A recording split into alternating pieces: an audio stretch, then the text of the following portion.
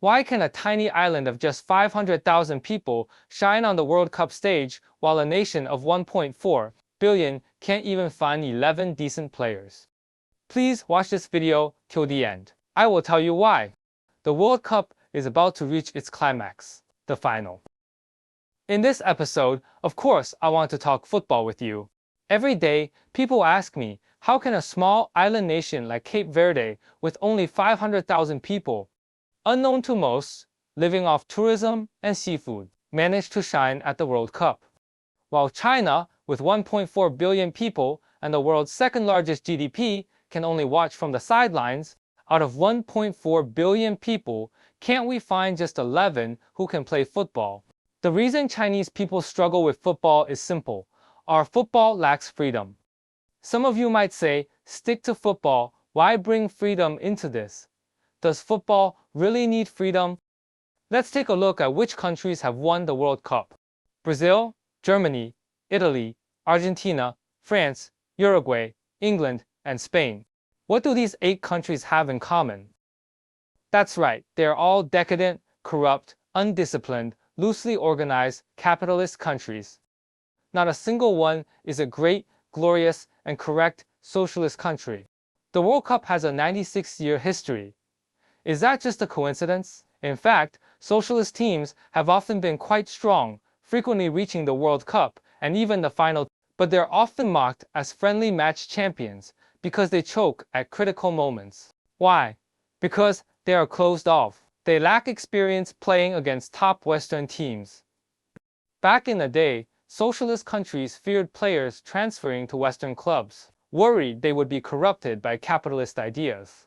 Listen to rock music and your ideology slips. Look at bikinis and your legs tremble. Even your faith in communism might waver.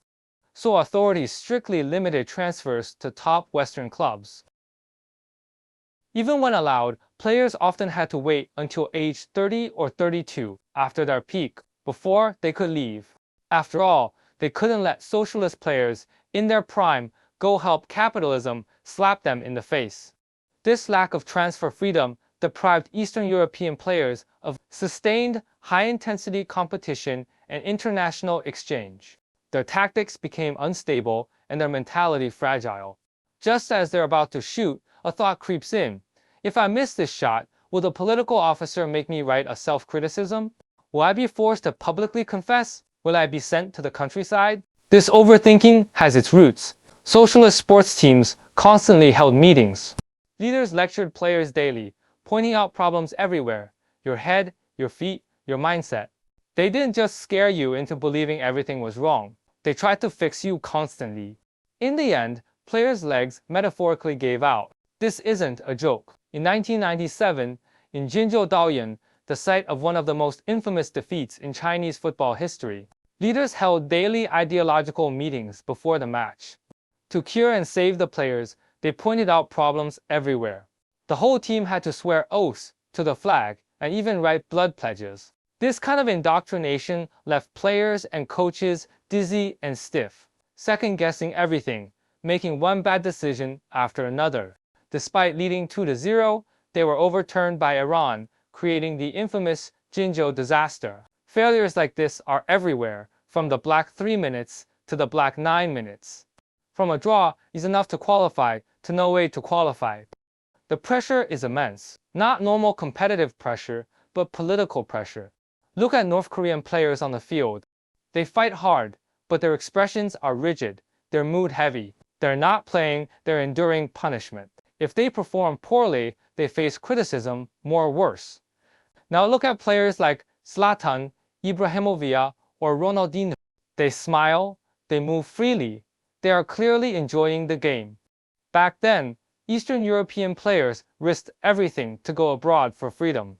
The legendary Ferenc Puskás defected and joined Real Madrid, achieving 3 consecutive European titles. The famous Puskás Award is named after him. Isn't it ironic? The best goal award in the capitalist world is named after a socialist defector. Playing free football in free countries was a dream of Eastern European players, and also of Chinese players. This brings us to a familiar name, Hao Haydong. In 1995, at his peak, Hao was wanted by Uruguay's Peñarol, but his club tore up the transfer contract. Officially, it was because the team needed him to avoid relegation. In reality, it was because he was a soldier. Soldiers weren't allowed to go abroad to play. Despite his efforts, he couldn't change his fate. His best years were wasted in Chinese football, breeding deep resentment toward the system. Freedom isn't just about transfers. It's also essential on the football field. Football changes in an instant. Players need flashes of inspiration, not rigid obedience to instructions. As Ludwig von Mises and Friedrich Hayek argued, a planned economy cannot process vast amounts of market information. Similarly, football cannot rely on top-down planning to handle the immense information on the field. If everything follows orders, players and coaches will become confused. Western players, driven by individualism, have produced countless moments of genius. Dennis Bergkamp's legendary control and turn, Ronaldinho's elastic flip-flap. Creative freedom drives football forward. As the saying goes, slaves cannot build pyramids. A solo run like Diego Maradona's dribble past 6 players would never happen in China or North Korea. Try it, and you'd be accused of lacking team spirit, of showing off, and you'd be punished or benched. China restricts players' freedom of expression. At the 2005 World Youth Championship, Chen Dao, China's most technically gifted player, attempted a Rabona cross. It was innovative at the time, but a leader on the sideline berated him for being unconventional and violating tactical discipline. I was there. In that moment, I realized Chinese football had no future. At the same tournament, Lionel Messi burst onto the scene, freely dribbling past defenders and scoring goal after goal. No one interfered. Both Chen Dao and Messi were named in the best Xi inhaled as future stars. Today, Messi is a legend. Chen Dao has faded into obscurity. Some say North Korea reached the World Cup quarterfinals in 1966. But that was decades ago, before modern professionalism. In that tournament, North Korea's upset over Italy was partly due to the no substitution rule. Italy lost a key player to injury and had to play with 10 men. That is why Italy lost the game.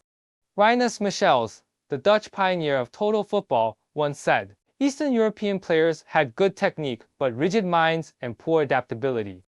Socialist football discourages adaptability because if you change, how can the system control you? It also lacks innovation. Modern football tactics, WM formation Chapman, Catenaccio Rappan, 4-4-2 England. Total football Michels, Tiki-taka Barcelona, and Ronaldinho's Fleural came from free environments. Even the Elastico was first invented by a Japanese-Brazilian player, Saju. Without freedom, there is no football innovation. Some say China loses because players don't try hard. That's not true. They often do. In 2004, Li Weifeng broke ribs and said, "Even if I die on the field, I have no regrets." In 2017, Zheng Zhao played injured, saying, "If the team needs me, I'd rather go blind than sit out." In 2002, Fan Ji played 76 minutes on a torn ligament. That's already risking everything. But if effort alone won matches, we could just send the boxers. Others say the problem is lack of patriotism. But French players are even less patriotic. Eric Cantona refused national team call-ups. Karim Benzema said France wasn't his home and refused to sing the anthem. Zinedine Zidane never sang it either. If this happened in China, they'd be expelled and publicly condemned. Yet these unpatriotic players led France to World Cup and European Championship victories.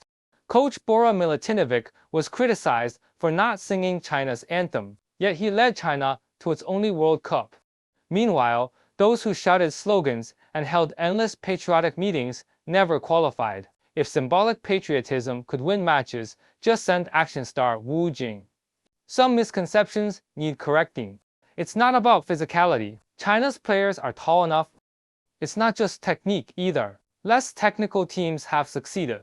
It's not coaching. We've hired world-class managers like Marcelo Lippi, Luis Felipe, Scolari, Fabio Capello, and Sven-Göran Eriksson.